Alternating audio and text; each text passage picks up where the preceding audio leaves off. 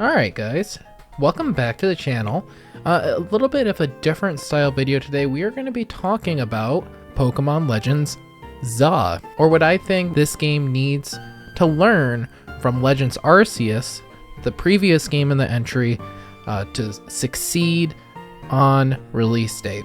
Now, for this video, I decided to go back this weekend and play I probably played about 5 hours of Legends Arceus. I have already completed the game, and I wanted to see what made this game fun. Because when the game first came out, I played, that was probably like the most fun I've had with a Pokemon game in a very, very long time. So there's something really special about this game.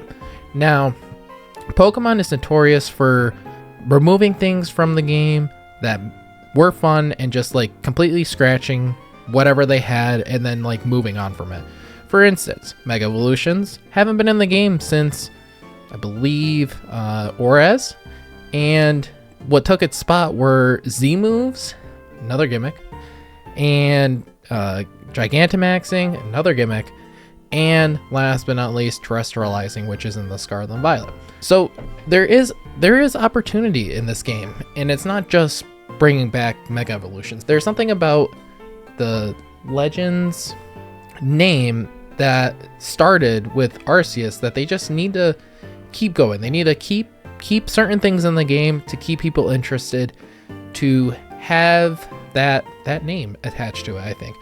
And I basically, when I was playing the game, I figured out like there's 3 things that really stood out to me, and I enjoyed my play session too. So the first thing that this game has done really well is creating the world and the environment around the Pokemon and stuff. And what's got me a little bit nervous, not too nervous, after the Nintendo Direct dropped the new trailer for the game, was like the areas that have the Pokemon in it, right? In Legends Arceus, it's very natural. The Pokemon are like, there's not too many in one area. You can see them from distance. They're not overlapping on top of each other. And that's the biggest problem with Scarlet and Violet, is that Pokemon do not look natural in their own environment. Like, they don't look natural in the grass.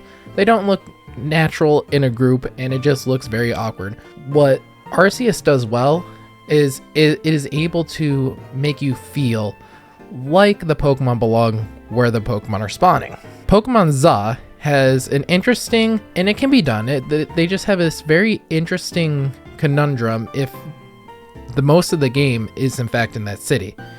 Like, and I know you could probably go to the outskirts of the city, but if you're not gonna incorporate any of the other Kalos routes or places, and the game is actually in Lumino City, then these wild areas are gonna have Pokemon just in them. And is that gonna look natural? Is it gonna look natural to have wild Pokemon in an inhabited city? And what's got me a little bit nervous is that they don't have that kind of background story that the land of Hisui did, where it's not inhabited. You can just kind of go crazy with that, you know, the trees wherever you want, you know, lakes, mountains, all that kind of stuff.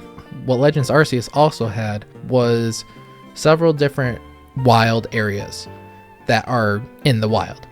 Lumino City, not very wild. So it'll be interesting to see how they take it. I know that when the high point of the trailer, which we found out the story is based around battling, or a large portion of the game is going to be this battling and moving up system. So they have to kind of do both. They have to make the wild areas feel natural, but also with people. So I don't know exactly how to do it, but I would say the one thing they have to do with these open world games, or these style of Pokemon games, that they're truly trying to make it like a world, is that they have to look natural. In Scarlet and Violet, which is the engine the game is running on, the engine that Legends Arceus is running on looks way more like Sword and Shield, and it looks way better than Sword and Shield ever did. The trees still have like the papery look, but from a distance and even up close, when I was playing it on the TV, you can definitely notice it a lot more. But when you have it in handheld, the game looks much better on the smaller screen. Now, Scarlet Violet doesn't look like that. Scarlet Violet does jittery stuff, frame rate drops, all that kind of stuff. So hopefully they fine tune the engine. And the Kalos region should be very vibrant. There's a lot of landmarks in that game which they can really incorporate into like some of these wild zones. I think even if you had like a sewer underneath the city, right, you can make that into its own, you know, make muck or, you know, grimer look very real in it. But yeah, I think that is one of the big points that Legends Arceus, why it's so popular and why it's successful, is because it has when it says it's a wild area, there's wild Pokemon, alpha or just regular, and they look normal. It looks normal and it's engaging. The second thing, it's a small thing, but you don't really know that you like it until you're just doing it. And I think the one thing that Arceus does very well is it plays on that survival aspect. And one of the big things in this game is that you have to craft everything. You can buy stuff, but you don't get a ton of money throughout the game because there is a lot less battling in this game. So you basically get money in Arceus by completing tasks or filling up your Pokedex, basically, because that's the main point of the game, is to fill the Pokedex, right? And do research. But to get items, you basically have to craft, and there is things on the map that you basically have to pick up. What I think is very underrated and not appreciated probably is the fact that you can't just go scavenge like the entire map and then go back to your crafting station and get the best, like a ton of the best items. It actually does take a little bit of work to get all the items that you need to craft the best items. I'm talking like max potions, max revives, things that ultra balls, feather balls, the ultra feather balls, and that kind of stuff. Some of those items are hard to find. Some of them, they don't spawn very much, and it is really, you know, it's nice that you're not overwhelmed on the map either. All the things that you have to pick up to craft, like the iron chunks or the stones, they look like they should be where they need to be. I don't know how they could incorporate this into like the city, but the thought that I had was, if they are going this battle route,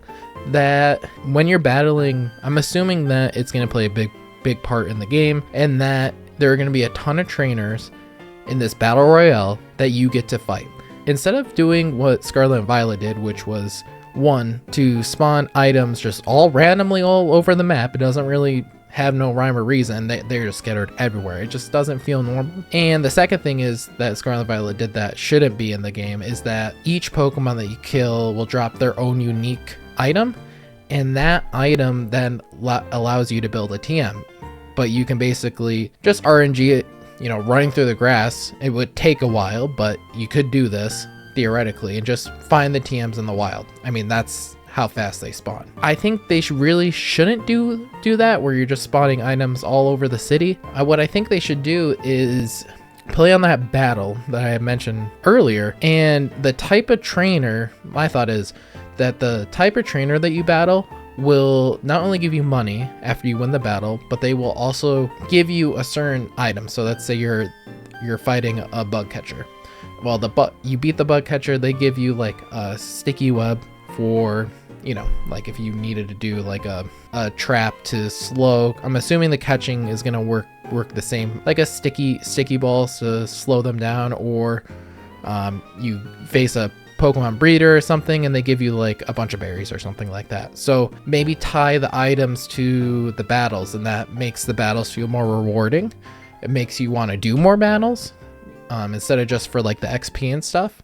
And it keeps all the clutter that might look unnatural to keep the game feeling normal. Make the open worldness of it that they're trying to build more easier on the eyes to make sense. And I feel like the way that they did it in Scarlet and Violet, it was overload, overstimulating. You're just running through the grass and there's like stuff popping up all over the place. I don't even think you have to really go, unless you wanted to buy a special battle item. You didn't even have to go spend money to buy a Pokeball, to buy a Hyper Potion, nothing. That was my second thing. The crafting is unique. It makes you go back to, and that's the other thing, it makes you go back to certain areas. If you need to get a certain bunch of max revives, you would have to go to like a different wild location where it has more of the things needed to craft that.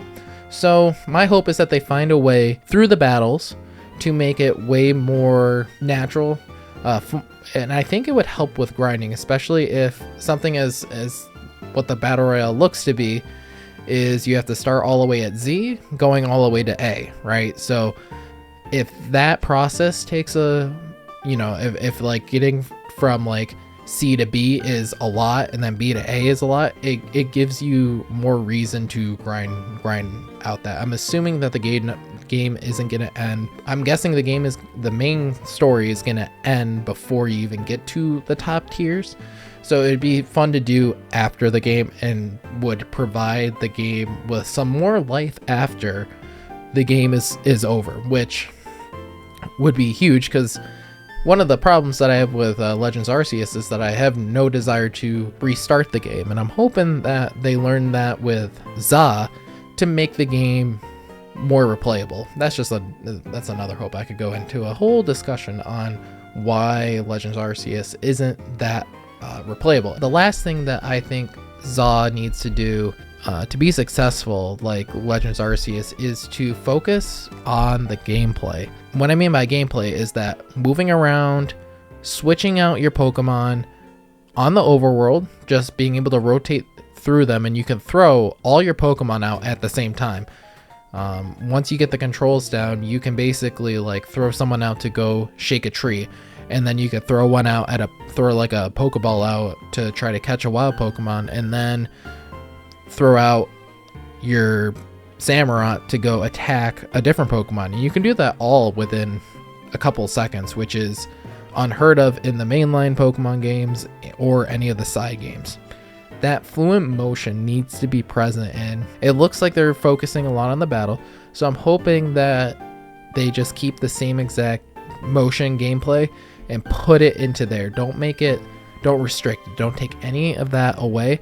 The problem that I see if they don't have like that crafting, one of the reasons why they do is for the crafting, actually, because you have to be able to throw your Pokemon out at the tree. But if they don't have any crafting on the overworld, or reason to, not crafting on the overworld, but if they don't have any objects on the overworld to interact with, then what is the point of having the feature to throw the Pokemon out like the other one, right?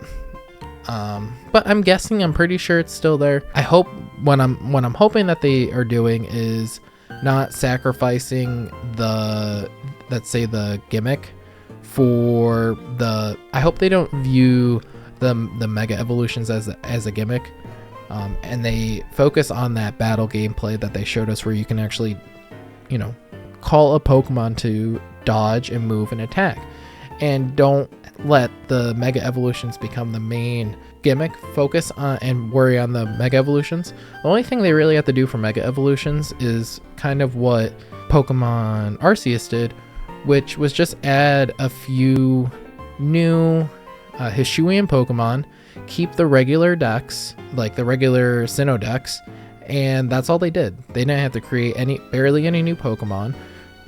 With mega evolutions, you just choose a few, you know, mega evolutions to do, and then go from there. Like, don't spend so much time on the Pokemon, focus on making the game feel good, which they tend not to do in Scarlet and Violet. I think they focus in Scarlet and Violet way too much on the new Pokemon, which all the new Pokemon are great. The gameplay and the stuttering, and they didn't do anything new. The other thing, which includes the gameplay that Arceus has, which I'm a little bit nervous that ZA doesn't have because of the trailer when we see it, is the ride Pokemon are my fear is that the ride Pokemon, which in Arceus is, you know, the Ursaluna, the Wordeer, the Bravery, they are all Pokemon. And in the first trailer, I think, or even the older trailer, you see your character jumping from rooftop to rooftop off of a Rotom.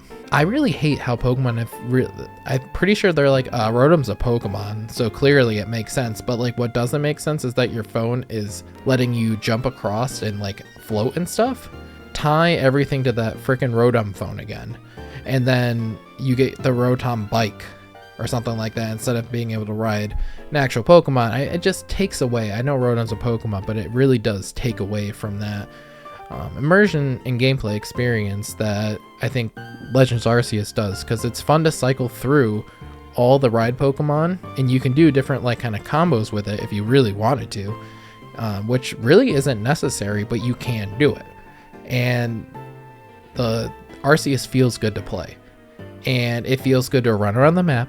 It feels good to throw Pokeballs at wild Pokemon, and it feels good to throw Pokemon at your own Pokemon at, you know, things on the map, and go around the map and look at different things. If Legends ZA doesn't do that, and it doesn't have that core gameplay, it doesn't matter how good the battling is going to be. They're going to miss that aspect that made Legends Arceus, right? It's just going to, if they focus so much on battle, what's the difference between Scarlet and Violet and Legends ZA? Just a story and battling, right? So those are the three main things that I wanted to discuss for you guys today, and I feel like I have a good grasp on this. I feel like I know what I want from the game. I was a little bit down on the Pokemon Day Direct, but after the new trailer came out, my hope was reignited that the game isn't going to be totally trash. Like I said, my biggest concern is still going to be how much they take from the Scarlet and Violet engine, which Scarlet and Violet is not my favorite game in the world. And hopefully they can make it a much better game like Arceus is. And that's all the time I got for today. So if you like this video, leave a like down below. If you disagree with, or if you agree with me or disagree with me, leave that down in the comments. Let me know what you want to see from Legends ZA that would make your day and make this game even better, because what we really want is this game to be the best that it can be. And if we're not giving our honest feedback, the game can't be good, basically. If you haven't already, remember to subscribe to the channel if you want to see more content like this. I'm going to be doing more videos like this where we talk about the Pokemon games. We talk about game related things. I got some changes coming to the channel very soon that you guys will find out about fairly soon. As you can see right now for the gameplay that you're watching, I did get my capture card to work, so I was just waiting on me to figure out that, and I think I figured it out. So we got some upcoming stuff, so subscribe if you don't want to miss it, if you like, you know, like me, I guess. And I will see you all in the next video. Peace.